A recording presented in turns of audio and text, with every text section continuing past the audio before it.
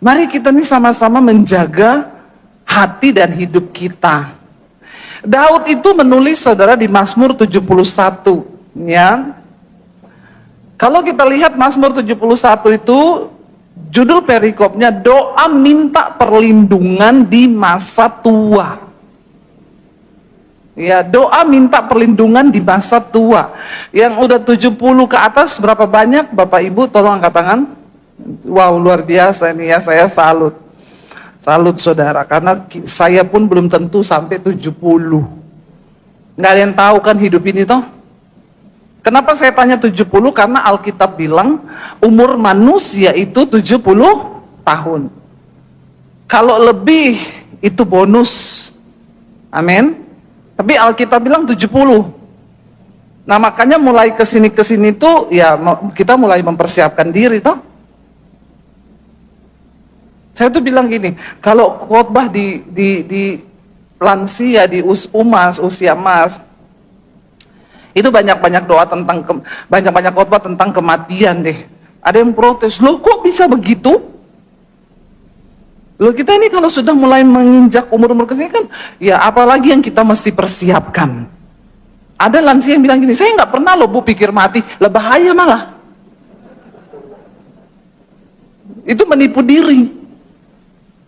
Loh kita ini harus mikir mati loh, jangan bilang nggak mau mikir mati.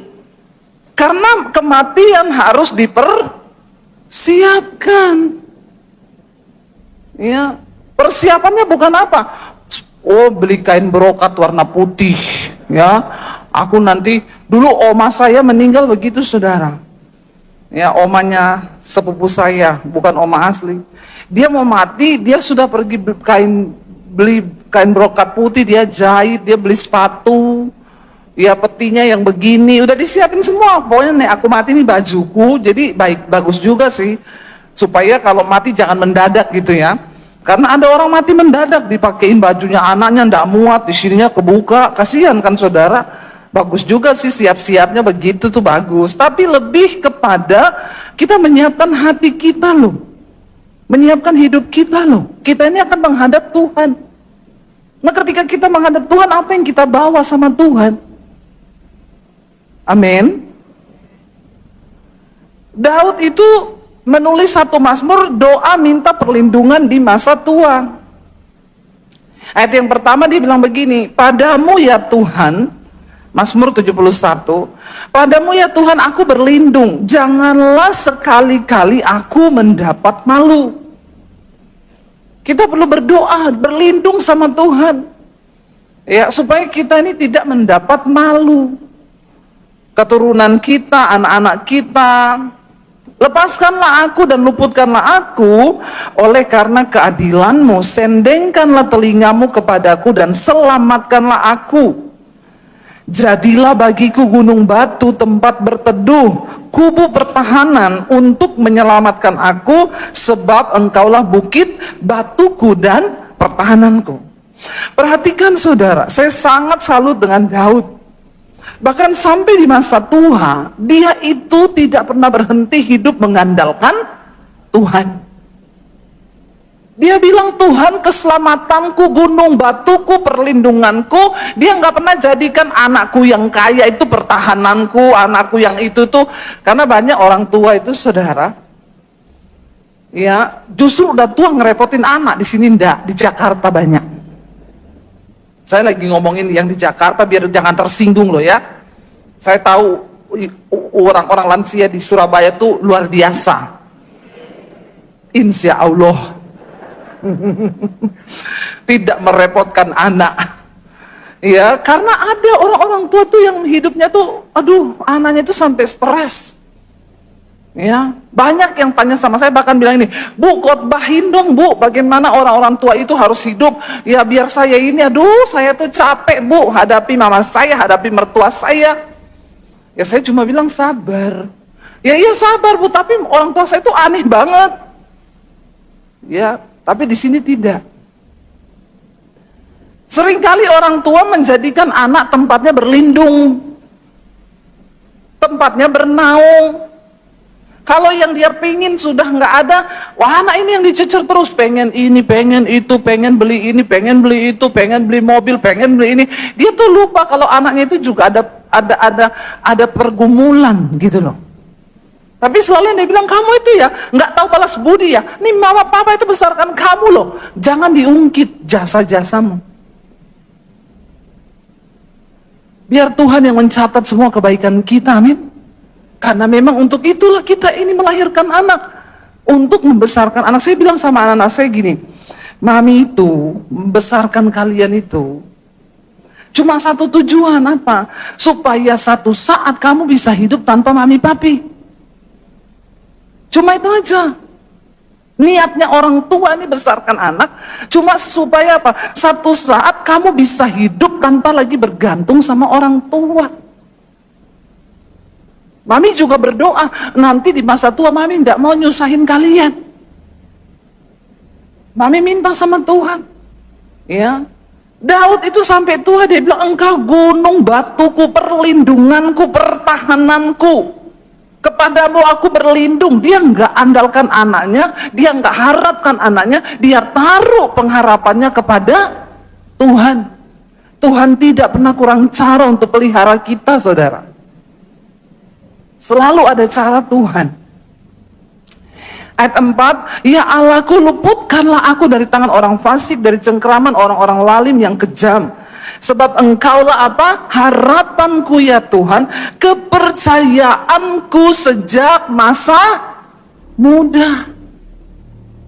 Daud bilang, dari muda aku itu menaruh kepercayaanku pada Tuhan. Dialah harapanku. Ya, makanya sampai aku tua pun aku tetap berharap pada Tuhan. Jangan pernah tinggalkan Tuhan di masa tua kita, Bapak Ibu. Saya banyak lihat orang-orang tua, udah tua nggak mau doa, nggak mau baca Alkitab. Apalagi sekarang cuma sibuk lihat berita. Ya, banyak anak-anak yang konseling sama saya, itu ya Bu, papa saya. Udah saya bilangin, Pak, kalau pagi itu Pak, dengerin firman Tuhan, ikut mesbah syukur tuh di Debbie Basir TV. Gak mau Bu, pagi itu udah buka itu berita. Tanpa kita sadari bangun pagi kita lihat berita, kita stres, bener gak? Waktu bangun pagi itu hormon kortisol naik loh. Makanya kita perlu bangun. Daud bilang apa? Pada waktu pagi aku mencari wajahmu. Bangun pagi jangan langsung baca berita, amin. Begitu buka berita, ya, Nepal kerusuhan, kebakaran, geser ke sini, ada pejabat mati di Lakban. Waduh, otak kita ini masuk semua yang, ya, diramalkan akan ada kerusuhan. Ini hormon kortisol naik, tambah naik. Keluar kamar bukan sukacita, ngamuk-ngamuk. Tapi di sini tidak ada. Insya Allah ya. Jangan saudara. Daud itu dari masih muda dia berharap pada Tuhan. Dia bilang bangun pagi dia cari wajah Tuhan. Bangun pagi nyanyi dulu, baca Alkitab dulu. Maka kita keluar pagi, ya aku ada hari ini karena Tuhan baik. Amin. Nah kalau kita jadi orang tua yang bersuka cita terus, yo, anak cucu kita itu juga diberkati Tuhan. Amin. Karena berkat Tuhan itu mengalir dari kita. Dia bilang begini, ayat 6, kepadamulah aku bertopang mulai dari kandungan, engkau telah mengeluarkan aku dari perut ibuku, engkau yang selalu kupuji. Puji, yang dipuji itu jangan anak. Ya, ada anak-anak tuh konseling juga sama saya, itu ya Bu, papa saya, mama saya selalu muji itu anaknya yang pertama. Ya, padahal kita ini yang baik sama dia, tapi selalu anak pertama yang dia puji terus. Jangan loh. Orang tua nggak boleh banding-bandingkan anak. Semua anak tuh sama. Daripada muji anak, mending muji Tuhan. Amin. Daud bilang, engkau yang kupuji-puji. Ayat 7, makanya ini terjadi dalam kehidupannya. Ayat 7 baca, bagi banyak orang, aku ini seperti tanda ajaib, karena engkaulah tempat perlindunganku yang kuat. Kalau kita sukacita, banyak baca firman, rajin memuji Tuhan, kita ketemu orang-orang bilang gini, ih umur berapa bu?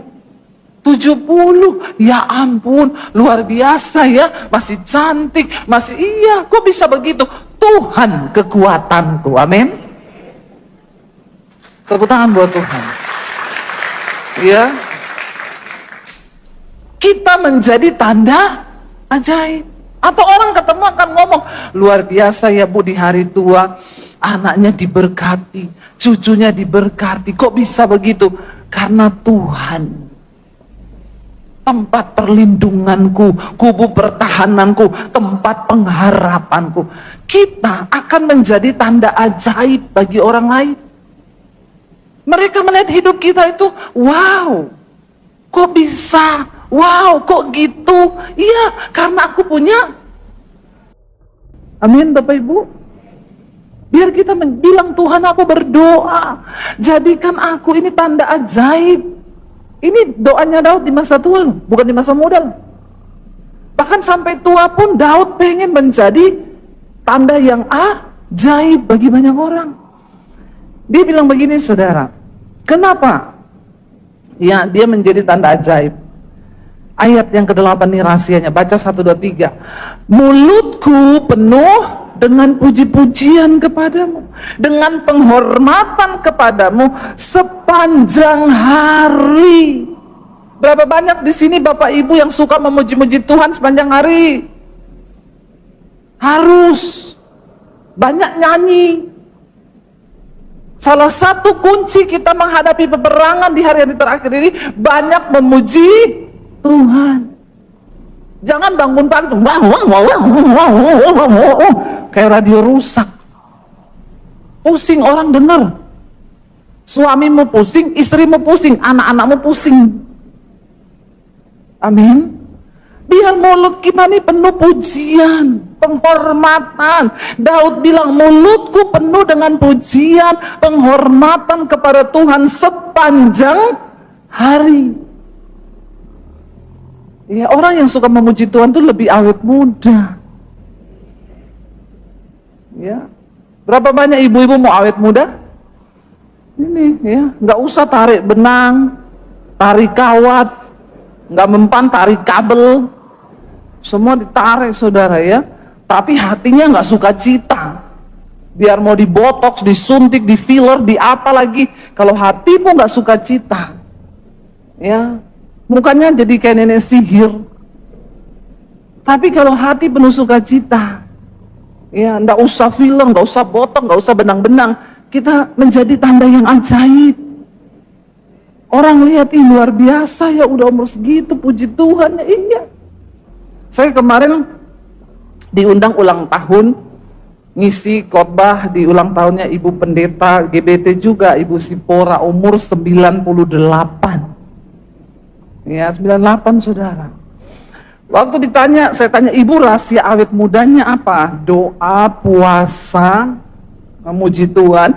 Dan yang ketiga, menabur. Banyak menabur kebaikan. Menabur firman, menabur senyum, menabur nasihat yang baik, menabur uang juga. Ya, kalau lihat orang susah, memberi. Ya, lihat orang kekurangan, dikasih katanya. Ya, dan itu rahasia awet mudanya 98 loh. Saya udah 3 kali nih hadiri ulang tahunnya. Dulu di Jakarta pernah diundang, Bu, nanti Ibu bisa khotbah di ulang tahun mama saya. Ini yang undang saya udah ibu-ibu nih, kok masih ada mamahnya. Saya tanya, mamanya umur berapa? 105. Hah? Masih diulang tahunin 105? Iya. Masih sehat Bu, katanya. Saya datang nih, bener masih sehat, duduk di kursi. Saya salaman, shalom Ibu. Iya Bu Pendeta, 105. Langsung saya suruh dia doain saya saudara. Saya ambil tangannya, Ibu doakan saya juga ya, sampai 105. Saya juga mau memberitakan Injil sampai 105. Terus saya tanya, Oma, rahasia umur panjangnya apa? Dia jawab, minum Coca-Cola sama es batu. Ini sih agak lain ya, agak lain. Saya bilang, waduh. Terus saya bilang sama anaknya, Bu, kayaknya udah pikun Omai. Kenapa? Masa saya tanya rahasia umur panjangnya apa? Dia bilang minum Coca-Cola sama es batu. Ih betul Ibu Debbie, itu di depan Ibu ada Coca-Cola 2 botol tuh sama es batu, itu minumannya dia. Itu dari muda dia begitu. Siapa yang mau 105? Silakan dicoba. Jangan, ini adegan berbahaya. Hanya bisa dilakukan oleh para ahli saja ya. Yang amatiran nggak boleh mencoba. Saya bilang iya betul. Loh kita ini kan takut. Coca-Cola itu manis, gulanya banyak, pakai es lagi. Tapi di situ saya baru tahu memang hidup mati benar di tangan Tuhan ya. Ini kan sampai kayak bunuh diri dia tuh. Tapi benar di depan saya dia tuang, dia minum saudara 105 duduk. Wah luar biasa ya. Saya tanya, Oma mau didoakan apa nanti, kita ini mau berdoa. Ibu pendeta doakan apa? Biar pulang ke rumah Bapak. Loh? Udah dikasih 105 mau pulang ke rumah Bapak. Kenapa mau pulang ke rumah Bapak? Hidupku ini sudah tidak berarti, bikin susah orang. Ya pokoknya kita berdoa Oma ya, tapi kan Tuhan yang menentukan. Ya saya nggak bisa berdoa dalam nama Yesus Tuhan cabut nyawanya, kan nggak bisa toh. Akhirnya saya tahun depan diundang lagi. Padahal waktu itu 105 saya bilang sama suami saya, kayaknya ini ulang tahun Oma yang terakhir. Suami saya bilang jangan gitu loh. 105 loh. Masih ada 106. Ada lagi 107 setelah itu meninggal. Di Jakarta loh. Rahasianya Coca-Cola sama es batu. Saya ketemu bapak-bapak 104. Pak, bisa umur panjang begini kenapa? Dari umur 40 saya enggak makan daging, enggak makan tepung, enggak makan gula. 104. Wih, jadi sekarang Bapak mau didoakan apa? 1, Bu Pendeta, doakan biar mati. Kenapa? Udah capek hidup. Anakku udah mati, istriku udah mati, mantuku udah mati, aku enggak mati-mati. 104. Saya bilang, lagian si Bapak dulu nggak makan daging, nggak makan tepung, mending makan aja Pak. Daripada sekarang juga minta mati toh. Dulu pengen umur panjang, diet, nggak makan ini, nggak makan itu. Ya sekarang minta mati. Jadi kesimpulannya saya ketemu 2 orang yang 100 tahun. Dua-dua pengen didoakan minta. Makanya kalau doa jangan terlalu minta panjang-panjang juga. Nanti repot, suruh-suruh doakan biar mati, susah. Ya, Tuhan aku mau hidup sampai seberapa umurku Tuhan tentukan, supaya aku bisa memberitakan kemuliaan Tuhan di dalam hidupku, amin. Ya, itu saudara. Mulut kita penuh pujian, penghormatan kepada Tuhan. Jangan ada orang yang udah tua, ada jemaat bilang, Bu saya itu Bu pusing sama papa saya, Bu udah tua tiap hari maki mulutnya. Perkataan kutuk yang keluar, jangan ya. Karena apa yang kau tabur itu yang akan kau tuai. Kau nabur kutuk, kasihan anak cucumu dikutuk. Kita belajar untuk memuji Tuhan sepanjang hari. Ayat 9 Daud bilang, janganlah membuang aku pada masa tuaku. Janganlah meninggalkan aku apabila kekuatanku habis. Ya, itu yang sering kita dengar dengan ucapan orang bilang, ingat umur. Jangan sok kuat juga. Makin kesini, kekuatan makin memudar. Itu sudah hukum alam. Jadi jangan melakukan hal-hal yang dulu kalau dinasihati anak yang mau didengar. Ya. Udah tua lari pagi. Anaknya bilang jalan aja, lari. Nah ini, nanti cedera lutut. Dinasehati jangan terlalu capek, enggak bisa gini. Makin tua kekuatan kita makin habis. Tapi Daud bilang jangan buang aku Tuhan di masa tuaku, jangan meninggalkan aku apabila kekuatanku habis. Ya, akan habis. Sehebat apapun kita merawat tubuh kita, saudara, satu saat akan habis, dimakan usia. Itu Daud bilang, jangan tinggalkan aku saat kekuatanku habis, ya.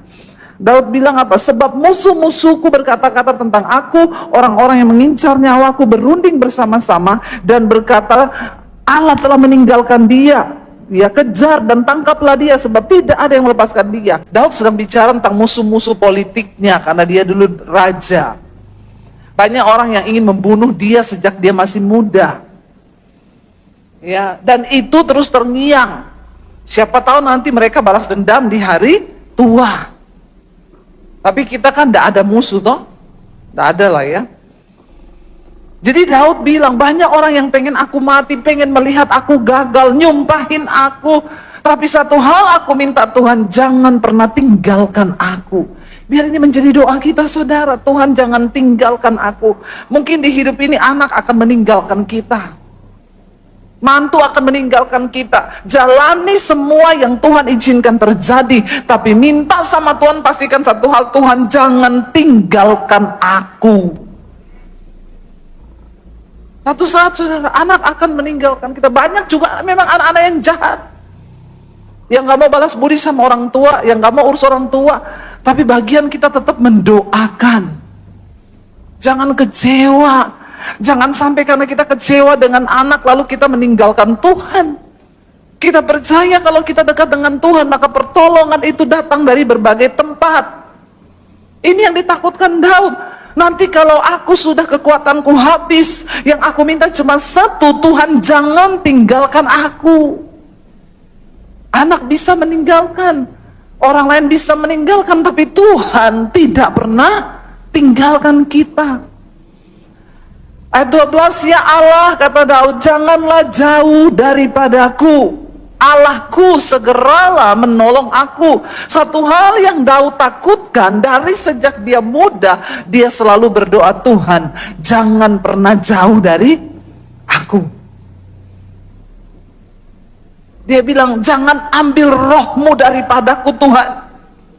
Jangan pergi jauh, tinggalkan aku. Daud hanya takut satu hal, kalau Tuhan meninggalkan dia, saudara. Biar ini juga menjadi ketakutan kita. Tuhan jangan pernah tinggalkan aku Tuhan.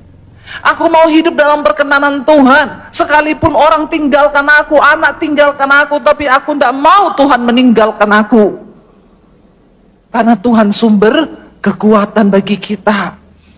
Daud bilang, biarlah mendapat malu dan menjadi habis orang-orang yang memusuhi jiwaku. Biarlah berselubungkan celah dan noda orang-orang yang yang mengikhtiarkan celakaku. Dia bicara tentang musuh-musuhnya. Tetapi aku senantiasa mau berharap dan apa?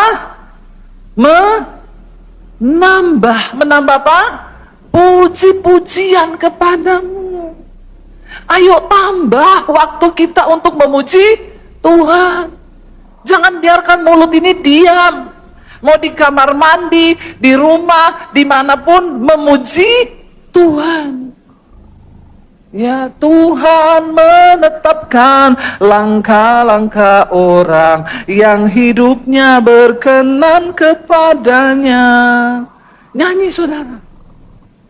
Waktu kita rajin memuji Tuhan, Daud bilang, aku ingin menambah puji-pujianku kepada Tuhan. Karena kurang Daud terasa untuk memuji Tuhan. Ya, pujian kepada Allah itu mencegah kita ini berbuat dosa. Saya ini kadang terasa, saudara, kalau lagi di dapur, lagi masak gitu ya, iblis itu ini di otak memang mainnya. Lagi masak tuh, tiba-tiba iblis ingetin nih orang yang bikin saya jengkel. Itu ya, si Anu tuh jahat banget sama kamu ya. Tapi Roh Kudus langsung gini, jangan biarkan iblis menyerang. Ayo, muji Tuhan, nyanyi. Itu biasa saya langsung nyanyi. Aku ada hari ini karena Tuhan baik. Tiba-tiba nangis. Amin, saudara. Jangan biarkan jiwamu kosong. Daud bilang, aku ingin menambah, ya. Aku ingin menambah puji-pujianku kepadamu, Tuhan. Melihat keadaan dunia hari-hari ini, tidak ada cara lain untuk kita bisa berperang rohani kita tetap kuat selain kita memuji menyembah Tuhan. Ini strategi peperangan di hari-hari yang terakhir, saudara. Karena setan itu, waduh, dari berita, dari TV, dari mana kita, ini semua berita menakutkan. Tapi ketika engkau memuji Tuhan, Alkitab berkata Tuhan itu bertahta di atas pujian penyembahan umatnya. Waktu kita nyanyi, hadirat Tuhan turun, kekuatan meliputi kita. Tidak ada kepahitan, tidak ada kekecewaan. Karena pujian itu mendatangkan hadirat Tuhan, yang terjadi kesembuhan, damai sejahtera, dan sukacita dalam hidup kita. Daud bilang begini, mulutku akan menceritakan keadilanmu dan keselamatan yang daripadamu sepanjang hari, sebab aku tidak dapat menghitungnya. Kalau ketemu anak, ketemu cucu, cerita tentang kebaikan Tuhan. Ya, jangan cerita hal-hal yang lain, ceritakan tentang Tuhan itu baik. Nah, Tuhan itu ajaib loh. Saya mempraktikkan itu di mobil, di rumah, di mana. Ya, ngomong saya mana. Kamu itu loh, Tuhan itu, anak-anak saya gini, ya khotbah Debbie Basir. Saya bilang ngundang Debbie Basir susah loh. Kamu nih dengerin seminarnya Debbie Basir ini di mobil nih gratis loh kamu. Ya, jadi denger, ini firman Tuhan. Ya, karena Alkitab bilang ceritakan firman itu di perjalanan, di meja makan, di rumah, di tempat tidur. Ceritakan tentang hukum-hukum Tuhan. Ketemu cucu ngomong, kamu itu hidup takut Tuhan ya cuy ya. Hormati Tuhan, maka masa depanmu pasti diberkati. Amin. Dan itu akan nyantol, saudara, waktu kita ngomong dalam pengurapan Tuhan. Ya, mungkin kalimat yang hanya sederhana itu, kita kan nggak usah khotbah. Ya, di dalam Mazmur sekian-sekian, ayat sekian, nggak usah. Ya, firman yang kita baca itu, kita sampaikan kepada anak kita. Kamu ingat, pokoknya firman Tuhan itu bilang, diberkatilah orang yang mengandalkan Tuhan. Jadi kamu mau sekolah, mau kuliah, andalkan Tuhan. Itu namanya kita sudah memberitakan firman kepada anak cucu kita. Ya, ceritakan tentang perbuatan Tuhan. Ayat yang ke-14, aku datang dengan keperkasaan. Ya, keperkasaan Tuhan Allah hendak memasyurkan hanya keadilan-Mu saja. Ya, ketika kita ini menjadi orang-orang yang dekat dengan Tuhan, hidup kita itu disertai dengan kuasa Tuhan yang dahsyat. Makanya Daud bilang, aku datang dengan keperkasaan. Menghadapi masalah, kita andalkan Tuhan. Tuhan beri kita kekuatan, dan kita bisa berkata, aku datang dengan keperkasaan, yaitu keperkasaan Tuhan Allah, dan aku hendak memasyurkan keadilan-Mu saja, kata Daud.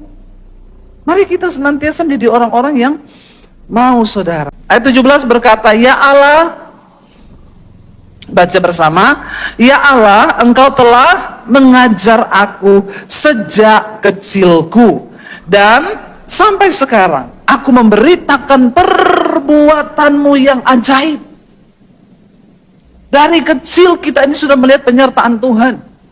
Ya, dan sampai hari ini kita terus melihat, makanya ayo kita beritakan perbuatan Tuhan. Ayat 18, juga sampai masa tuaku dan putih rambutku, kata Daud. Ya Allah, janganlah meninggalkan aku, supaya apa? Aku memberitakan kuasa-Mu kepada angkatan ini, keperkasaan-Mu kepada semua orang yang akan datang.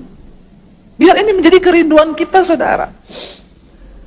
Di hari tua jangan berkata kita tidak bisa apa-apa lagi, saudara. Di hari tua Ya, kita harus menjadi orang yang bisa menceritakan tentang perbuatan Tuhan, dan itu adalah sebuah panggilan yang sangat luar biasa. Ya, untuk memberitakan keperkasaan Tuhan, untuk menceritakan kedahsyatan Tuhan, kita nggak perlu sekolah Alkitab dulu. Tapi ketika kita dipanggil menghadap Tuhan satu saat kelak, kita bisa mempertanggungjawabkan jawab hidup kita di hadapan Tuhan. Tuhan, di masa tuaku, aku menceritakan tentang kedahsyatanmu Tuhan kepada anak cucuku. Tuhan, di masa tuaku, aku menceritakan tentang keperkasaan Tuhan. Saudara bisa bersaksi lewat kesaksian yang saudara dengar, mungkin lewat, saya tuh banyak ketemu orang, saudara, di Indonesia, bahkan di luar Indonesia. Mereka itu berkata begini, Bu, saya itu tadinya sama Tuhan biasa-biasa saja. Tapi akhirnya, Bu, saya bersyukur, saya mulai ikuti khotbah-khotbah Ibu di YouTube. Itu dari mana? Dari oma saya. Ibu tahu oma saya, ini oma di Indonesia, cucunya tinggal di Australia. Tiap hari oma saya tuh kirimin khotbah Ibu tuh di WA. Dengerin ini ya. Nggak dibalas, besok dengerin ya, besok dengerin ya. Lama-lama anaknya ini, ya, dalam satu saat kesulitan, dia akhirnya klik, coba buka, dia cari, saudara, ketemu, oh ternyata ini ya. Kemarin saya ketemu di Sydney, seorang ibu, dia bilang, Bu, saya tuh dengar khotbah Ibu pertama dari mama saya. Ya, mama saya itu selalu bagiin khotbah Ibu, kamu denger ini. Ya, saya sih nggak tertarik ya, saya lihat foto Ibu gitu di share mama saya, ini pendeta rambut pendek ini ngapa gitu. Karena bayangannya pendeta itu rambut panjang, pakai jas.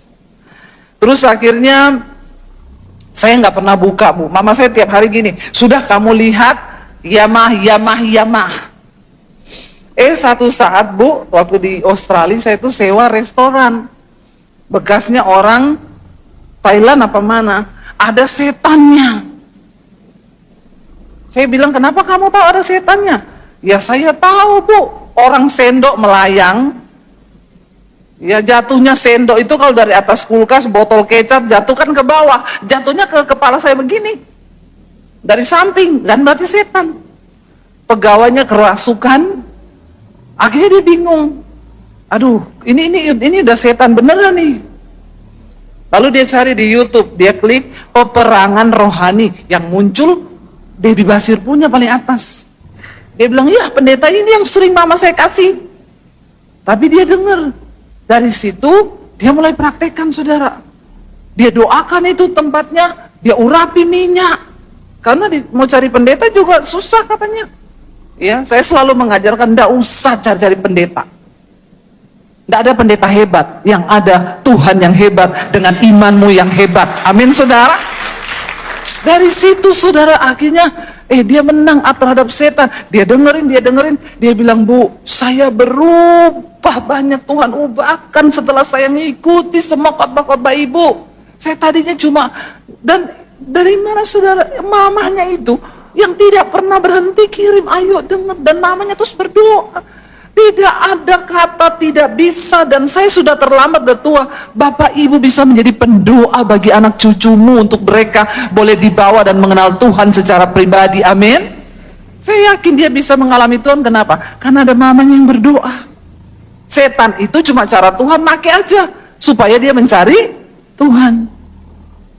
Daud berkata, aku ingin memberitakan kemasyuranmu, ya, menambah puji-pujian. Ya, dan ketika Daud melakukan semua itu, saudara, Tuhan turut bekerja dan Tuhan turut menyatakan. Ayat 19 dikatakan, keadilanmu ya Allah sampai ke langit, engkau telah melakukan hal-hal yang besar. Ya Allah, siapakah seperti engkau? Ayat 20 Daud bilang begini, engkau yang telah membuat aku mengalami banyak kesusahan dan malapetaka, engkau akan menghidupkan aku kembali, dan dari samudra raya bumi engkau akan menaikkan aku kembali. Seringkali Tuhan mengizinkan malapetaka, kesusahan itu menimpa kita, tapi tujuannya untuk membawa kita naik lebih tinggi. Dalam hidup ini sering kita menghadapi persoalan masalah, kita perlu mendapatkan nasihat. Kalau engkau ada di komunitas yang benar, nasihatnya juga benar. Berubah ke hal yang buruk lebih gampang daripada berubah ke hal yang baik. Jangan merasa kuat dengan hidupmu. Oh, saya kuat kok. Tentukan komunitasmu sekarang. Anak-anak muda juga tentukan sekarang. Karena waktu Tuhan datang, Tuhan akan meminta pertanggungjawaban dari hidup kita. Saya percaya saudara, waktu kita rindu menggenapi firman Tuhan, maka kita akan melihat mujizat dan pertolongan Tuhan. Tuhan, ketika kami bersehati berkumpul bersama dalam satu komunitas yang memuliakan Tuhan, maka di situ kami mengalami mujizat Tuhan. Sebab di mana 2-3 orang berkumpul dalam nama Yesus, Engkau hadir di tengah kami Tuhan. Terima kasih buat hari ini, Engkau yang mengumpulkan kami di sini. Kami buka hati bagi firman Tuhan. Urapi hamba-Mu yang tidak ada apa-apanya Tuhan. Tanpa kuasa Roh Kudus-Mu, sungguh kami tidak akan mengerti. Karena itu Roh Kudus, penuhi setiap kami dan beri kami hikmat untuk mengerti setiap firman-Mu. Di dalam nama Yesus yang percaya Tuhan di tengah kita, memberkati kita. Katakan bersama, amin. Tepuk tangan buat Tuhan Yesus. Saudara, silakan duduk. Shalom. Apa kabarnya saudara? Luar biasa, kita semua dalam pemeliharaan Tuhan ya. Iya, tema firman Tuhan hari ini adalah pertumbuhan iman. Saudara, setelah murid-murid kehilangan Tuhan Yesus ketika Yesus ditangkap, dibunuh, disalibkan, dan dia bangkit, mereka seperti orang-orang tadinya yang kehilangan sesuatu. Tapi ketika mereka berkumpul di loteng dan Roh Kudus penuhi mereka, ada api yang sangat membara untuk mereka mengobarkan Injil, memberitakan Injil. Api Roh Kudus yang membakar mereka untuk mengobarkan Injil. Dan ketika mereka mulai dengan bersemangat dengan api, mereka mulai memberitakan Injil kebenaran, mereka dianiaya oleh imam-imam kepala dan kaisar pada waktu itu. Karena memang itu sudah dinubuatkan. Setiap orang yang mau sungguh-sungguh ya percaya kepada Kristus, pasti dia akan menderita aniaya saudara. Dan itu pasti ya tidak enak bagi kita. Mari kita baca bersama dulu Kisah Rasul pasal 4 ayat 23 mulai. Kita baca secara bergantian, saya baca 23, saudara 24 ya. Sesudah dilepaskan, pergilah Petrus dan Yohanes kepada teman-teman mereka, lalu mereka menceritakan segala sesuatu yang dikatakan imam-imam kepala dan tua-tua kepada mereka. Ayat 24. Saudara baca 1, 2, 3. Berseluruh mereka bersama-sama kepada, ya Tuhan, Engkaulah yang menjadikan langit dan bumi dan laut. Pembaca Alkitab agak bersemangat ya. Saya tuh hari ini agak loyo saudara. 2 hari saya tepar, saya nggak bangun karena seperti kekuatan tenaga, mungkin karena 3 minggu saya keliling. Ya ini sore ini saya baru bangkit loh ini. Jadi saya agak loyo, saudara jangan ikut-ikutan loyo ya. Kalau saya loyo, saudara semangat dong, amin. Biar saya bersemangat, saudara mentransferkan kepada saya ini baru bangkit seperti nggak ada tenaga, pusing, bawaannya mual. Hari ini saya bangkit demi saudara loh ya. Jadi saudara yang sehat baca Alkitab agak amin. Ya, lalu ayat yang ke berapa sekarang? 25 ya. Dan oleh Roh Kudus dengan perantaraan hamba-Mu Daud Bapa kami, Engkau telah berfirman, mengapa rusuh bangsa-bangsa, mengapa suku-suku bangsa mereka akan perkara yang sia-sia. Ayat 26.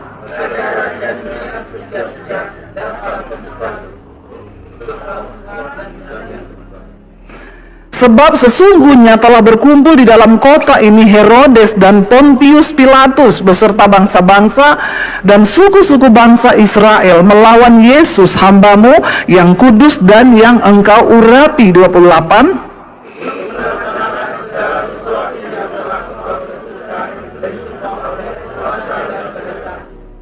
Dan sekarang ya Tuhan, lihatlah bagaimana mereka mengancam kami, dan berikanlah kepada hamba-hamba-Mu keberanian untuk memberitakan firman-Mu. 30. Untuk menyembuhkan orang, dan adakanlah tanda-tanda dan mujizat-mujizat oleh hamba-Mu yang kudus. Dan ketika mereka sedang berdoa, goyanglah tempat mereka berkumpul itu, dan mereka semua penuh dengan Roh Kudus. Lalu mereka memberitakan firman Allah dengan berani. Sampai di situ dulu.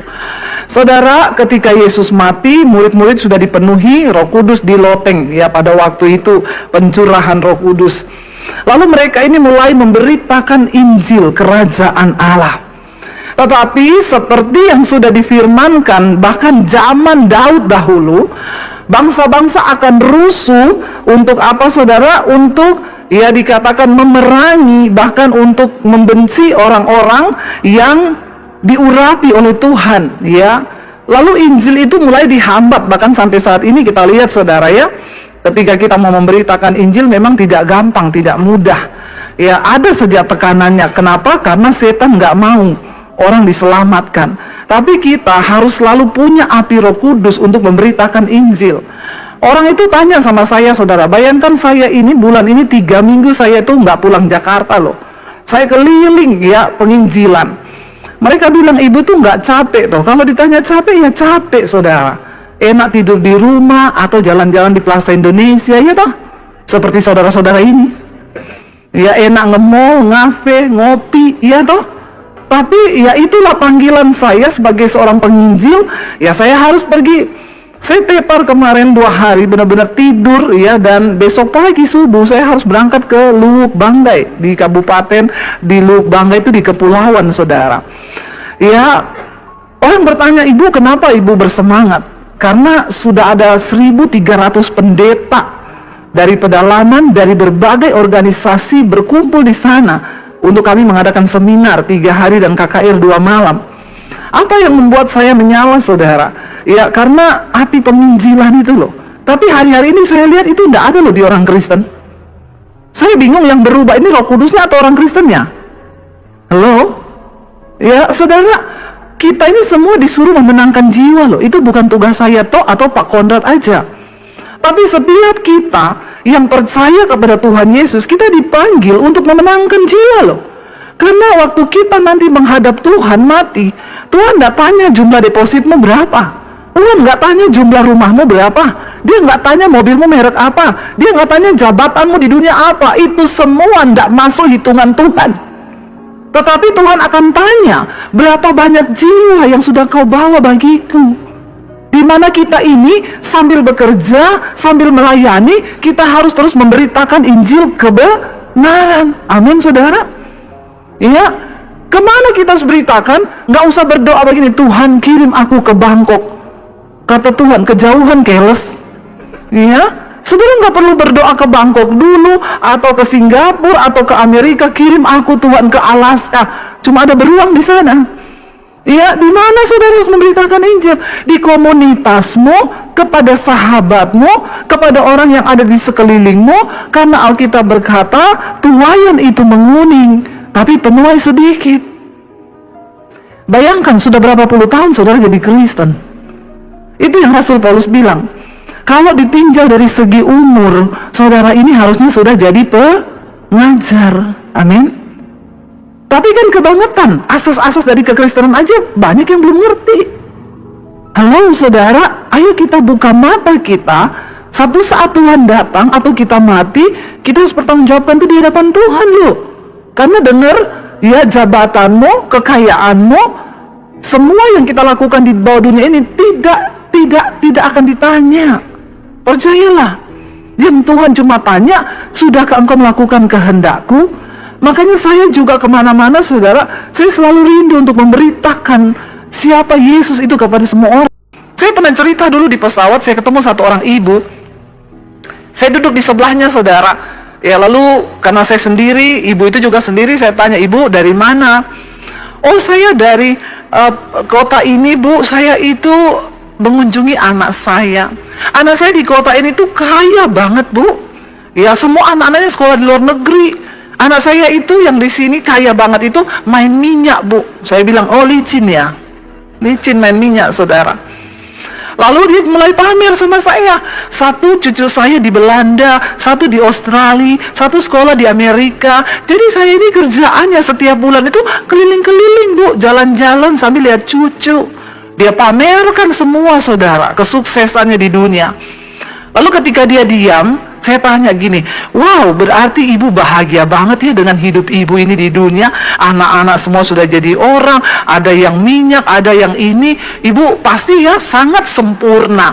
Lalu dia bilang begini, tapi enggak gitu juga, Bu.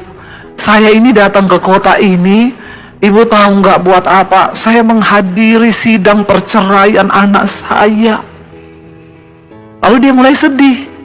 Jadi setiap orang itu ternyata punya kisah masing-masing dalam hidupnya.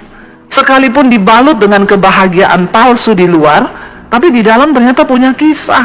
Lalu saya bilang, oh anak ibu yang main minyak itu, iya Bu, ini mau cerai. Kasihan anak-anaknya semua masih muda-muda, belum menikah, papa mamanya mau cerai. Anak saya lagi yang satu di Jakarta, istrinya selingkuh, Bu.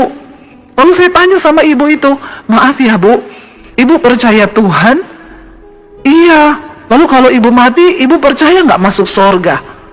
Terus dia bilang, kalau saya tuh kan percaya ya Bu, nanti kalau saya mati, saya diciptakan kembali, saya lahir kembali. Jadi apa Bu? Ya kalau saya hidupnya baik, amalnya baik, saya jadi manusia lagi yang lebih mulia dari saya. Tapi kalau saya amal ibadahnya tidak baik, nanti saya dicipta lagi jadi binatang. Oh, binatangnya apa ya Bu? Ya apa aja Bu, bisa anjing. Ya kalau dicipta jadi anjing, puji Tuhan ya Bu, apalagi anjingnya lucu.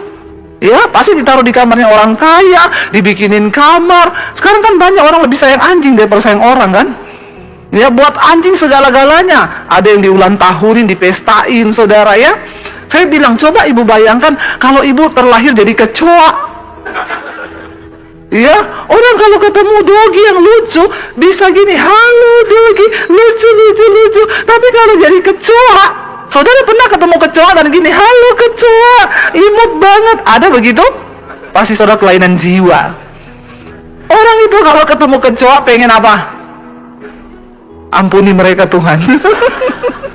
Ya, orang kalau ketemu kecoa pengen bunuh. Saya tuh langsung ambil semprotan baygon, saya semprot sampai mati. Nggak ada orang ketemu kecoa pengen nyayang. Ibu bayangkan Bu, kalau ibu terlahir jadi kecoa, lalu dia berpikir, iya juga ya Bu Debbie ya, atau terlahir jadi tikus.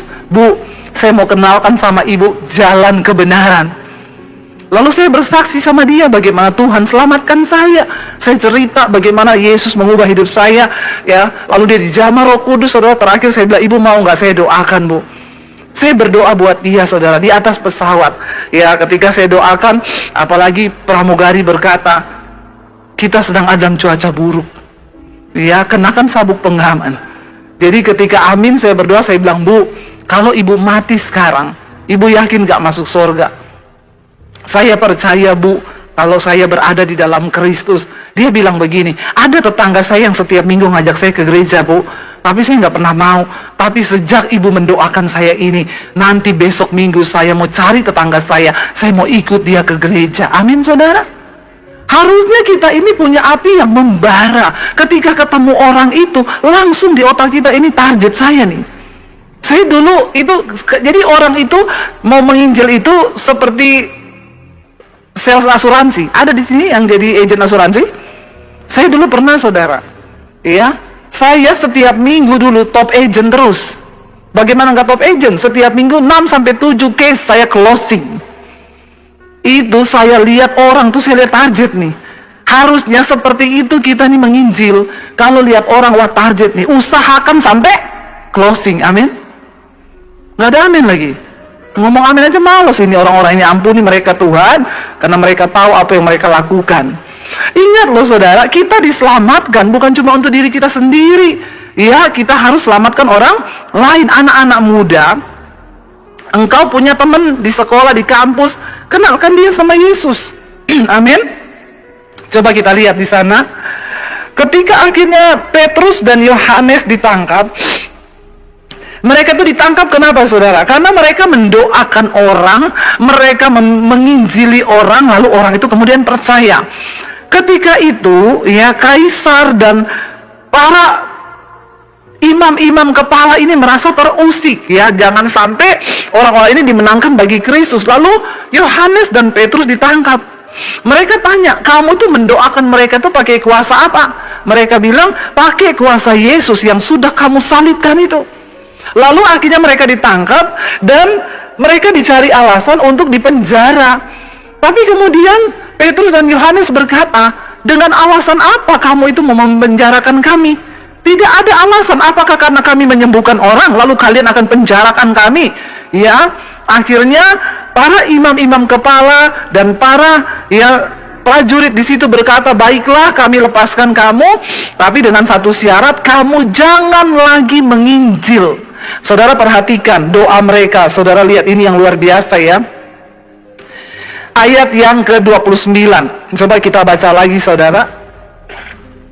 Mereka itu berdoanya gini loh, yang luar biasa yang saya lihat di sini saudara. Ketika mereka diancam untuk memberitakan Injil, mereka tidak berdoa gini, Tuhan bunuh semua itu orang-orang yang mengancam kami. No, tapi doa mereka adalah apa? Dia bilang 29, dan sekarang ya Tuhan, lihatlah bagaimana mereka mengancam kami, dan berikanlah kepada hamba-hambamu ini apa? Keberanian untuk memberitakan firman-Mu. Mereka tidak berdoa supaya orang-orang itu mati. Jangan saudara, sebaliknya minta roh keberanian. Karena hari-hari ini untuk mengucapkan Injil dari mulut kita rasanya itu berat. Iya apa iya? Saudara ketemu temanmu mau ngomong Tuhan Yesus, berat enggak? Halo? Berat kan? Anak-anak muda, kau takut dihakimi, nanti dibilang sok rohani, sok suci, sok kudus. Tidak boleh loh. Karena kita harus menginjil sebelum Tuhan datang kali yang kedua. Kita sedang berpacu dengan waktu. Tuhan masih mengulur waktu supaya semakin banyak orang diselamatkan. Dan ini tugas kita. Lalu saudara, dikatakan di sana, akhirnya mereka pulang kepada teman-teman mereka dan mereka berdoa bersama-sama di dalam satu komunitas sel, kumpulan orang-orang benar. Waktu mereka sedang berdoa, goyanglah tempat mereka berkumpul itu dan mereka semua penuh dengan Roh Kudus. Lalu mereka memberitakan firman Allah dengan berani. Kenapa mereka berkumpul bersama? Karena firman Tuhan bilang, di mana 2-3 orang berkumpul bersama berdoa kepada Yesus, maka Tuhan mendengarkan mereka. Mereka menjadi kuat. Lalu kita lanjut ayat 32. Nah ini dia cara hidup jemaat ya. Ayat 32 kita baca bersama 1, 2, 3.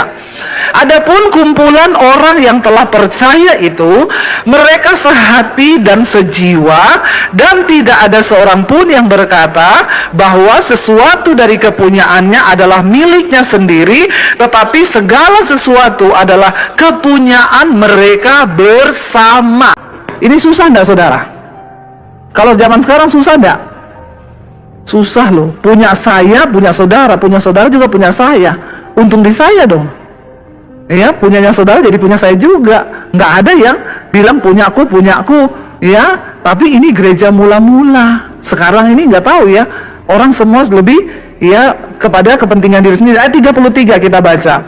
Dan dengan kuasa yang besar, rasul-rasul memberi kesaksian tentang kebangkitan Tuhan Yesus, dan mereka semua hidup dalam kasih karunia yang melimpah-limpah karena mereka sehati dan sejiwa. Sekarang ini jangankan di satu komunitas, di rumah tangga aja suami istri itu jarang yang sehati sejiwa. Ya, sehidup semati, satu hidup satu. Ya, itu yang terjadi. Tapi zaman dulu dalam komunitas mereka sehati sejiwa. Lalu dikatakan ayat 34. Nah ini saudara, sebelum syok membacanya persiapkan mentalmu.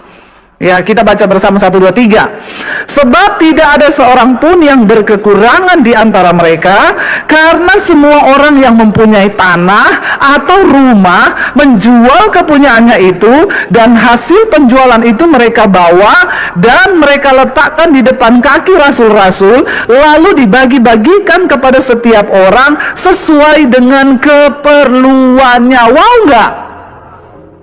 Zaman sekarang ini terjadi? Rumah tanah dijual, tapi ini bukan pendeta yang suruh, kerelaan. Kalau nggak rela jangan.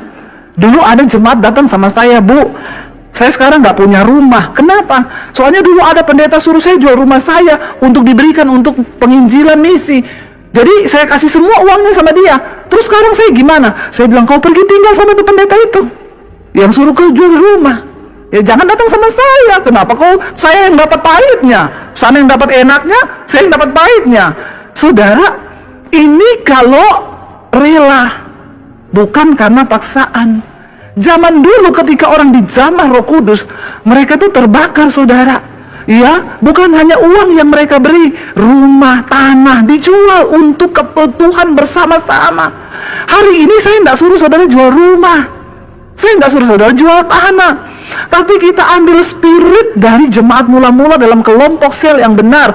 Tidak ada yang berkekurangan, mereka saling berbagi. Mari kita mulai perhatikan orang-orang di sekeliling kita. Kita berbagi, saudara. Karena saya mau ngomong, untuk bisa berbagi itu adalah anugerah Tuhan loh. Tidak semua orang bisa berbagi. Makanya kemarin saya masuk, ada orang WA ke saya, Bu, ini gereja kami. Dia kirim foto-foto, saudara. Saya survei lewat beberapa teman, benar nggak ini gereja mereka keadaannya seperti ini? Lalu dia bilang, iya Bu, memang benar, mereka itu gerejanya seperti itu. Ketika saya dapat begitu, baru saya ngomong, oke, nanti kita akan bangun. Ya kamu pergi ke toko bahan bangunan, tanya yang dibutuhkan apa-apa aja, saya transfer ke toko bangunannya. Saya bilang sama Tuhan, terima kasih Tuhan, ini adalah anugerah. Kenapa saya bilang anugerah? Karena tidak semua orang bisa dapat kesempatan untuk berbuat baik. Nggak semua orang berbuat baik di tempat yang tepat loh, saudara, bukan di tempat yang tidak tepat.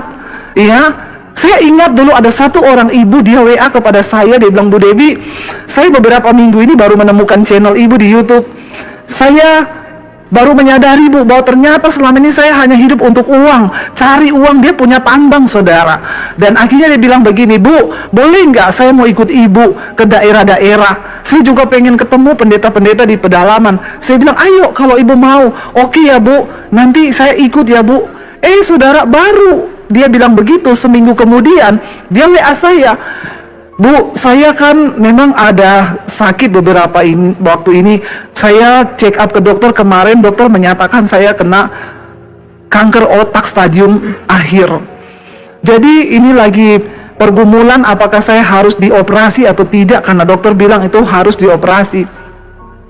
Ibu doakan ya Bu, saya pengen pelayanan bareng ibu. Akhirnya saudara, dia dioperasi. Hanya dalam waktu beberapa saat, tiba-tiba sejak dioperasi dia koma, tidak sadar sampai meninggal. Saya itu bertanya sama Tuhan, ya Tuhan, bahkan untuk berbuat kebaikan pun, itu semua ternyata ada waktu Tuhan. Ada orang yang rindu, kepengen membalas cinta kasih Tuhan, tapi nggak dapat kesempatan, saudara. Iya, karena itu mari kita bertumbuh dalam satu komunitas yang sehat. Kenapa saudara kita harus bertumbuh dalam satu komunitas yang sehat? Yang pertama, karena firman Tuhan berkata, coba kita buka bersama saudara, ya, dalam 1 Korintus, ya, pergaulan yang buruk itu merusak kebiasaan baik. 1 Korintus 15 ayat 33. Mengapa kita harus ada dalam komunitas yang benar, yang sehat, bertumbuh di sana? Baca bersama 1, 2, 3. Janganlah kamu sesat. Pergaulan yang buruk merusakkan kebiasaan yang baik. Ternyata orang yang tersesat itu bukan dia yang pergi berdoa-berdoa di bawah pohon pakai asap-asap, bukan. Orang yang tersesat bukan hanya ketika kau pergi ke dukun, tetapi ayat ini dengan jelas berkata, janganlah kamu sesat. Pergaulan yang buruk merusakkan kebiasaan baik. Jadi waktu kita salah bergaul di satu komunitas yang salah, kita ini akan gampang tersesat. Karena kebiasaan baik kita perlahan akan mulai berubah menjadi buruk. Hati-hati dengan komunitas di mana saudara berada. Di kantormu, di kampusmu, waktu engkau mulai hidup dengan prinsip kebenaran firman Tuhan, bertahanlah di sana. Saya banyak orang datang, Bu, tadinya saya ini tidak merokok, tapi karena semua teman-teman saya merokok, terpaksa saya merokok. Kamu nggak perlu ikut merokok ketika kamu ada di komunitas yang begitu. Saya ini tadinya nggak suka dugem, Bu, tapi sejak saya bergaul dengan teman-teman di kampus saya, mereka suka dugem. Akhirnya sekarang saya dugem. Jadi tiap malam dia dugem, dunia gemetar. Ya, jangan saudara. Mari kita berdoa supaya kita ini terjaga dalam, kenapa kita harus ada dalam komunitas yang sehat? Karena pergaulan yang buruk itu merusak kebiasaan baik. Yang kedua, kenapa kita harus ada di komunitas yang sehat? Karena kita butuh nasihat yang benar. Dalam hidup ini sering kita menghadapi persoalan masalah, kita perlu mendapatkan nasihat. Kalau engkau ada di komunitas yang benar, nasihatnya juga benar. Tapi waktu kau ada di komunitas yang salah, ya, misalnya anak muda curhat, aduh, gua tuh di rumah orang tua gua ribut terus, mau ngapain ya? Udah dugem aja, lu mabuk, ngapain juga lu urusin? Salah lo. Tapi ketika engkau bergaul dalam komunitas anak Tuhan, kita akan saling mengingatkan, doa datang sama Tuhan. Ya, saudara, hari-hari ini untuk mendengarkan nasihat yang baik itu sudah jarang. Yang ketiga, kenapa kita harus ada dalam komunitas yang baik, bertumbuh dalam iman? Karena kita diciptakan sebagai makhluk sosial, kita nggak bisa hidup sendiri. Kita membutuhkan Tuhan, kita butuh bersinergi dengan orang lain, sebab mujizat juga terjadi lewat orang lain. Saya berdoa, saudara, biarlah kita hari-hari ini menetapkan hati kita di mana kita mau bertumbuh. Masuklah dalam komunitas yang benar, di sel-sel, di komunitas yang baik. Jangan hanya ke gereja seminggu sekali. Tidak cukup, saudara perlu bersekutu dengan orang-orang percaya, di mana kita saling membangun di situ, saling memuji, menyembah Tuhan, dan iman kita semakin dikuatkan. Kalau hari ini engkau berada di komunitas yang salah, keluar dari situ, saudara. Saya pernah melayani seorang laki-laki, dia homoseksual, dan dia datang sama saya, dia mengaku, Bu, saya ini seorang homo, tapi saya mau bertobat.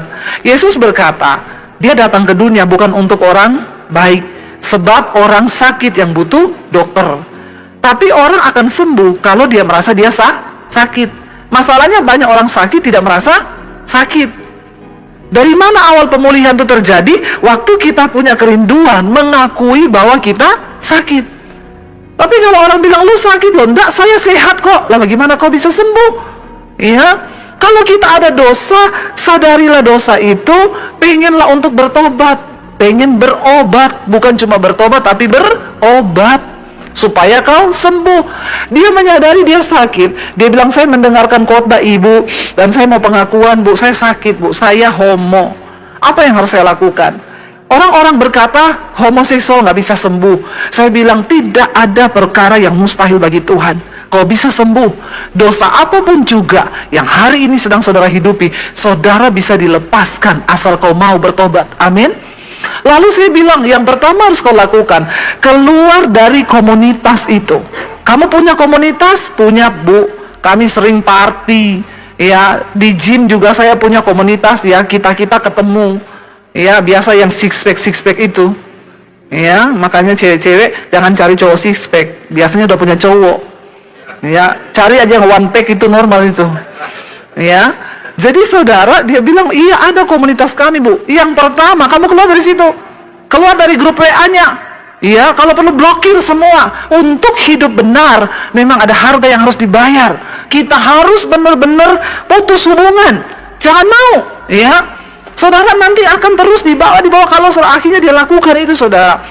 Dia blokir semua, dia keluar dari grup-grup itu, dia mulai bertumbuh. Dan saudara tahu, dia disembuhkan Tuhan. Terakhir dia WA saya, Bu, puji Tuhan, sekarang saya sudah menikah.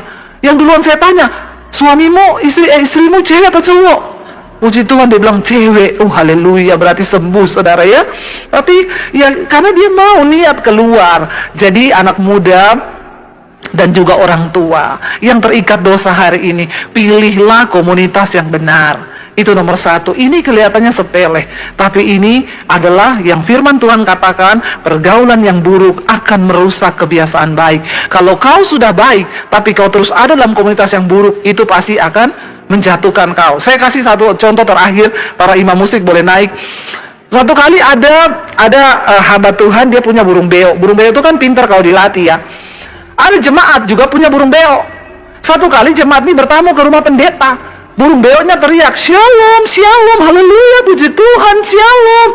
Jemaatnya bilang, Pak Pendeta, burungnya Pak Pendeta kok pinter ya, ngomongnya shalom. Saya juga punya burung beo. Terus, tapi kalau ketemu orang dia bilang, kurang ajar, setan.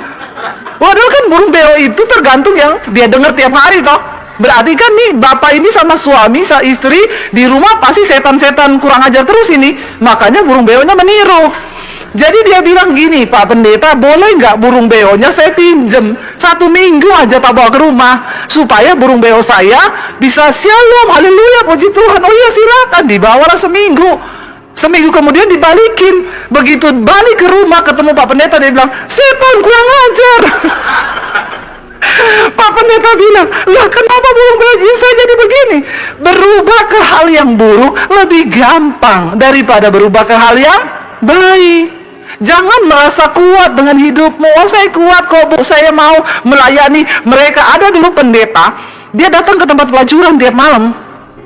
Alasannya untuk menginjil. Dan apa yang terjadi? Bukan pendeta yang menggarami pelacur, malah pelacur menggarami Pak Pendeta, ya. Lalu terjadilah hal-hal yang diinginkan. Pendeta selingkuh dengan pelacur. Jangan merasa kau kuat. Burung beo yang shalom, haleluya, bisa jadi setan kurang ajar lah ini. Kenapa? Berubah ke hal yang buruk lebih cepat. Karena kita semua punya apa? Bibit dosa. Makanya tentukan komunitasmu sekarang, anak-anak muda juga tentukan sekarang. Karena waktu Tuhan datang, Tuhan akan meminta pertanggungjawaban dari hidup kita. Kita menghormati firman Tuhan ya Bapak Ibu. Iya itu haleluya saudara, puji Tuhan. Ini berapa ribu orang yang hadir malam hari ini ya. Semua karena anugerah Tuhan. Iya baik, ketika tadi saya duduk di situ saya bertanya kepada Tuhan, apa firman Tuhan yang mau Tuhan sampaikan bagi jemaat di kota ini? Ya, saudara tinggal di kota Pangkalbun ini, di Kalimantan ini adalah tanah yang diberkati Tuhan.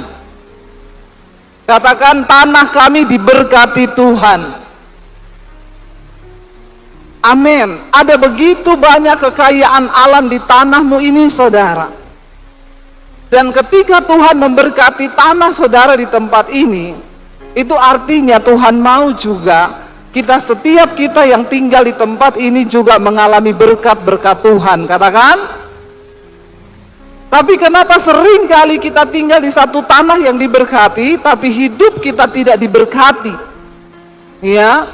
Dan malam ini Tuhan berbicara keras untuk sampaikan ayat ini kepada saudara semua yang ada di Pangkalbun ini. Firman Tuhan terambil dari Yesaya pasal 60 mulai ayat yang pertama. Yesaya pasal 60 ayat yang pertama. Firman Tuhan berkata di sana, bangkitlah menjadi teranglah, sebab terangmu datang dan kemuliaan Tuhan terbit atasmu.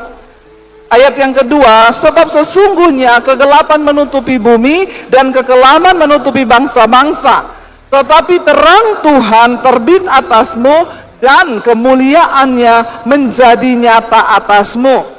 Bangsa-bangsa berduyun-duyun datang kepada terangmu, dan raja-raja kepada cahaya yang terbit bagimu. Angkatlah mukamu dan lihatlah sekeliling. Mereka semua datang berhimpun kepadamu. Anak-anakmu laki-laki datang dari jauh, dan anak-anakmu perempuan digendong. Pada waktu itu engkau akan heran dan melihat dan berseri-seri, engkau akan tercengang dan akan berbesar hati, sebab kelimpahan dari seberang laut akan beralih kepadamu, dan kekayaan bangsa-bangsa akan datang kepadamu. Amin saudara. Ini adalah janji yang diucapkan Tuhan bagi setiap kita saudara, dan terkhusus bagi saudara yang ada di sini malam hari ini. Namun bagaimana janji itu bisa tergenapi dalam hidup kita? Firman Tuhan berkata, bangkit dan menjadi teranglah. Kita semua anak Tuhan yang ada di kota Pangkalbun ini terpanggil untuk hidup menjadi berkat, untuk hidup menjadi terang di kota ini. Ya, saya mau tanya di sini, berapa banyak di sini yang mengaku percaya kepada Tuhan Yesus? Angkat tangan. Ya, semua mengaku percaya Tuhan Yesus ya. Ketika kita berjumpa dengan Tuhan Yesus, maka harusnya hidup kita ini diubahkan oleh Tuhan dan kita menjadi berkat bagi banyak orang. Saya melihat banyak anak-anak muda di sini. Anak-anak muda dengar baik. masa depanmu itu cerah di dalam tangan Tuhan. Amin. Tapi kau jangan dulu pacaran. Amin. Ya. Kalau masih 20 tahun enggak usah dulu pacaran. Ya, baru 20 tahun sudah pacaran, buang tenaga, buang pikiran, buang pulsa. Ya, jadi enggak usah pacaran, berdoa supaya masa depanmu itu cerah. Itu amin, puji Tuhan ya. Jadi kalau ada yang pacaran malam ini, putus dalam nama Yesus ya. Amin. Amin. Karena survei membuktikan anak-anak muda yang tidak pacaran itu tidak depresi, yang pacaran itu banyak depresi. Tepuk tangan dong. Nih ya, beberapa kasus bunuh diri hari-hari ini. Tadi siang ada lagi anak muda terjun dari lantai 22 di Surabaya. Ya, kenapa saudara? Pacaran. Memang pacaran ini bikin setan masuk dalam hidup saudara ya. Jadi saya mau bilang adik-adik saya di sini, Tuhan mengasihimu, Tuhan mengasihi masa depanmu. Ambil alih kekayaan bangsa-bangsa. Tanahmu ini tanah yang diberkati Tuhan. Karena itu kau harus bangkit dan mencari terang. Amin. Saya berdoa saudara. Saya tuh kalau melihat anak muda tuh jiwa saya terbakar. Betapa banyak anak muda yang hancur hari-hari ini. Tapi saya berdoa saudara yang ada di Pangkal Bun ini, saudara dikasihi oleh Tuhan Yesus. Karena itu para orang tua, mari kita bangkit menjadi terang bagi generasi muda kita. Engkau yang berkata engkau Kristen, engkau yang berkata engkau percaya kepada Tuhan Yesus, ayo kita mulai bangkit menjadi terang dan hidup kita boleh menjadi berkat. Amin. Mari kita mengalami perubahan hidup. Saya dulu ketika saya belum bertobat, belum kenal Tuhan Yesus, saya dulu hidup di dalam dosa. Jadi kalau ada anak-anak muda di sini yang baru mau nakal, ya, atau baru mau coba-coba dugem, mau coba-coba segala macam dosa itu, dulu saya sudah lewati itu. Ya, dan tidak ada dosa yang akan membawa engkau bahagia. Karena dosa itu akan membawa engkau jatuh ke dalam malapetaka. Ya, tetapi Yesus datang untuk memberikan kita keselamatan. Saya menerima Tuhan Yesus ketika saya lulus SMA. Dan dari situ hidup saya diubahkan Tuhan. Waktu saya berjumpa dengan Tuhan Yesus, anak muda dengar, ketika itu saya mau bunuh diri, saya mau mengakhiri hidup saya karena saya terjebak dalam dosa dan iblis datang menuduh saya bahwa hidupmu sudah hancur. Lebih baik kamu mati bunuh diri saja. Dan saya berpikir, ya itu yang terbaik, mati bunuh diri sebab hidup saya sudah hancur. Tetapi Alkitab berkata, Yesus itu datang, ya, dia datang untuk orang yang sakit, sebab bukan orang sehat yang butuh dokter, tapi orang sakit. Dan kalau ada malam hari ini di antara kita yang sakit akibat dosa, mari datang kepada Tuhan Yesus, sebab dia dokter di atas segala dokter, saudara. Amin. Lalu saya, pada waktu itu saya mau bunuh diri karena saya nggak kenal Tuhan, saya nggak tahu siapa itu Tuhan, saya punya agama tapi saya nggak kenal Tuhan. Dan ketika pada waktu itu iblis ngomong, mati aja, bunuh diri aja. Teman saya SMA mati bunuh diri, saudara. Dan ketika saya datang di pemakamannya, saya lihat dia dalam peti, saya pikir, iya, bunuh diri itu yang paling enak, supaya semuanya selesai. Tapi saudara, pada waktu itulah saya mulai bertanya, apakah Tuhan itu ada? Kalau Tuhan itu ada, siapa Tuhan itu sebenarnya? Waktu saya bertanya seperti itu, saya mulai mencari Tuhan.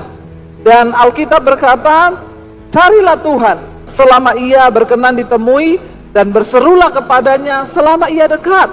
Sebab Tuhan akan memberikan dirinya ditemui kepada engkau yang mau sungguh-sungguh mencari Tuhan. Anak muda dengar baik-baik, engkau akan mengalami masa depan yang penuh harapan ketika engkau mulai mencari Tuhan di hari-hari ini. Bahkan bukan cuma anak muda, para orang tua, saya mau berkata, cari Tuhan sungguh-sungguh. Jangan hanya puas beragama, tapi kita harus berjumpa secara pribadi dengan Tuhan. Lalu pada waktu itu saya bertanya, siapa Tuhan itu sebenarnya? Ketika saya bertanya siapa Tuhan itu sebenarnya, dan Tuhan menunjukkan dirinya kepada saya, Bapak Ibu, saya mengalami perjumpaan pribadi dengan Tuhan Yesus. Karena Yesus berkata begini, Ya, bukan kamu yang pilih aku, tapi aku yang pilih kamu.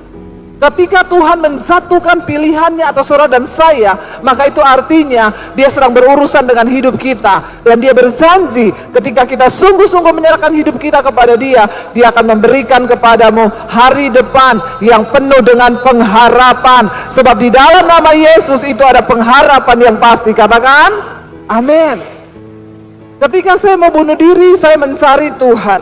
Dan ketika saya mencari Tuhan, Tuhan menampakkan dirinya kepada saya.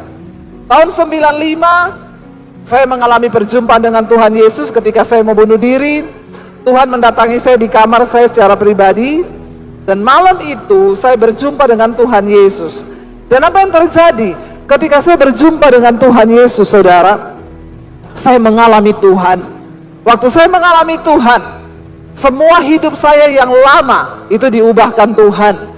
Ya, anak muda, kalau hari ini engkau sedang terikat dengan dosa, datang pada Yesus secara pribadi. Sebab dosa itu, ya, upahnya maut. Tetapi Yesus datang memberikan hidup yang kekal bagi saudara dan semua dan saya. Hari itu saya berjumpa dengan Tuhan Yesus. Apa yang terjadi ketika saya berjumpa dengan Tuhan Yesus? Kuasa Roh Kudus turun atas hidup saya. Sebab firman Tuhan berkata, ketika kita berjumpa dengan Tuhan Yesus, Roh Kudus turun. Dan ketika Roh Kudus turun atas hidup kita, Roh Kudus akan menginsafkan kita akan dosa, kebenaran, dan penghakiman. Malam itu saya berjumpa dengan Tuhan Yesus. Dan apa yang terjadi, saudara? Saya perlahan mulai berubah. Saya mengalami perubahan hidup. Yang tadinya saya kalau pulang jam 2 malam, saya dipukulin papi saya, semakin saya menjadi. Tapi waktu saya berjumpa Tuhan Yesus, tidak ada yang melarang saya. Tapi Roh Kudus masuk ke dalam hidup saya, dan saya diubah menjadi ciptaan yang baru. Lalu apa yang terjadi? Saya mulai membaca Alkitab. Siapa di sini yang tiap hari baca Alkitab? Angkat tangan. Yang tiap hari baca Alkitab? Beneran? Ambil sepeda di luar. Ya, nggak tahu sepedanya siapa, ambil saja ya. Puji Tuhan, ya, kalau ada di antara kalian yang baca Alkitab dan harus baca Alkitab. Waktu saya membaca Alkitab, hidup saya mulai diubahkan, saudara. Dan ketika saya mulai berubah, ya, saya yang tadinya pemalas dirubah jadi rajin. Saya yang tadinya suka melakukan dosa dirubah. Orang kalau ketemu dengan Tuhan Yesus, hidupnya pasti berubah. Kalau engkau tidak berubah dan engkau menyatakan dirimu Kristen, berarti engkau Kristen yang belum ketemu Tuhan Yesus secara pribadi. Dan akhirnya ketika saya mengalami perjumpaan dengan Tuhan, hidup saya diubahkan. Lalu saya mulai mencari Tuhan, terus mencari Tuhan. Bapak Ibu, ketika kita mencari Tuhan, firman Tuhan tadi berkata bahwa terang Tuhan datang atas kita, dan terangmu itu akan bercahaya bagi banyak orang. Kita berdoa bagi kota Pangkalbun ini, supaya kota ini dinaungi oleh terang Tuhan. Sebab firman Tuhan berkata, ketika umatku yang atasnya namaku disebut, mereka bertobat, berbalik dari jalan mereka yang jahat, lalu mereka mencari Tuhan, maka Tuhan akan mengampuni kota ini, dan Tuhan akan berbelas kasihan bagi kota ini, dan dia akan memulihkan keadaan negeri ini. Kita semua berdoa supaya orang Kristen yang ada di kota ini boleh sungguh-sungguh menjadi terang, menjadi berkat. Ya, tidak ada lagi yang selingkuh. Ada yang selingkuh di sini? Di Pangkalbun ini ada yang selingkuh? Banyak ya. Yang di atas sana banyak bertobat ya. Kita berdoa supaya di kota ini Tuhan melawat. Ya, tidak ada lagi perselingkuhan, tidak ada narkoba. Kita berdoa supaya kota ini dimenangkan bagi Tuhan ya. Memang ini saudara panas sekali ya. Saudara tahu kenapa ini panas sekali, saudara? Ya, udah mau kiamat, neraka udah mulai bocor. Makanya kita semua harus bertobat nih.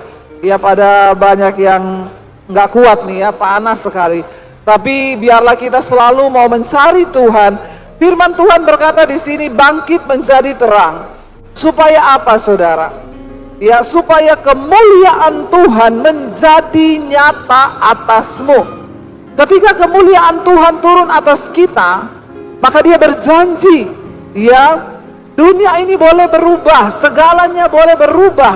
Tapi orang yang sungguh-sungguh hidup takut akan Tuhan, maka dia akan mengalami kemuliaan Tuhan dalam hidupnya.